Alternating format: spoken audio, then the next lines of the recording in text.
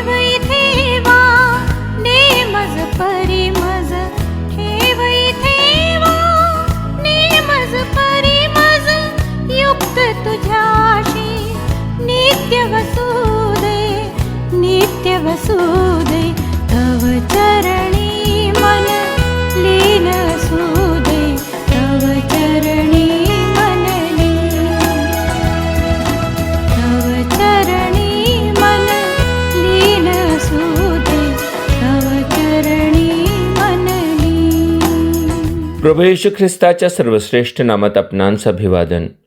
पवित्र शास्त्र बायबलमध्ये 73व्या स्तोत्राच्या 4 व 5व्या वचनांमध्ये असे म्हटले आहे, त्यांना मरण यातना नसतात, ते शरीराने धडधाकट व पुष्ट असतात. इतर मनुष्यांप्रमाणे त्यांना क्लेश होत नसतात, इतर लोकांप्रमाणे त्यांना पीडा होत नसतात. हे वचन वाचताना मला प्रभू येशू ख्रिस्ताने सांगितलेला दाखला आठवला. त्यात कोणी एक श्रीमंत मनुष्य होता. तो त्याच्या श्रीमंतीला शोभतील अशी जांभळी तलम वस्त्रे घालीत असे व दररोज थाटामाटाने ख्यालीखुशाली करीत असे. त्याचवेळी त्याच्या दारात फोडांनी भरलेला दरिद्री लाजर पडलेला असे. तो इतका कंगाल होता की त्या श्रीमंताच्या मेजावरून पडलेल्या अन्नाने तो आपले पोट भरत असे. कुत्री येऊन त्याचे फोड चाटत असत. त्याची शारीरिक स्थिती कठीण असल्यामुळे तो मरण पावला आणि देवदूतांनी त्याला अब्राहमाच्या उराशी नेऊन ठेविले. यथाकाळी श्रीमंतही मेला. त्याची उत्तरक्रिया करण्यात आली. त्याला अधोलोकात यातना भोगण्यासाठी टाकण्यात आले. तो त्या जाळात क्लेश भोगीत असता त्याला तो दरिद्री लाजर अब्राहमाच्या उराशी सुखात व समाधानात टेकलेला आढळला.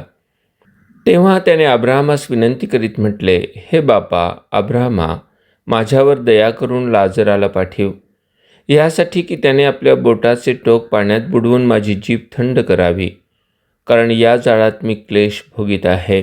हा दाखला आम्हाला आमच्या भूतलावरील जीवन व मरण पावल्यानंतरच्या संभाव्य स्थितीची कल्पना देतो.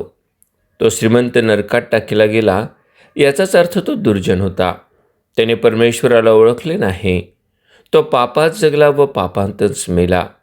भूतलावरची श्रीमंती, सुख, वैभव आणि आरोग्य त्याला भरभरून लाभले. वचन सांगते, मनुष्याने जग मिळविले परंतु आत्म्याचा नाश करून घेतला तर काय लाभ? त्याचा आत्मा अनंत काळाच्या यातना भोगण्यासाठी नरकात टाकण्यात आला. त्याउलट भूतलावर दारिद्र्य, उपासमार, अनारोग्य व भयंकर पीडा भोगणाऱ्या लाजराचा आत्मा मात्र सुखलोकात सुख भोगण्यासाठी गेला. लाजर नक्कीच नीतिमान होता व तो परमेश्वराचे भय बाळगून होता. प्रिय श्रोते हो, आपण भूतलावर दुःख, पीडा भोगीत असता दुर्जनांचे सुख व समृद्धी पाहून निराश होऊ नका. तुम्ही जर ख्रिस्तावर विश्वास ठेवून हे जग सोडाल तर अनंत काळच्या स्वर्गीय सुखाचे वाटेकरी व्हाल.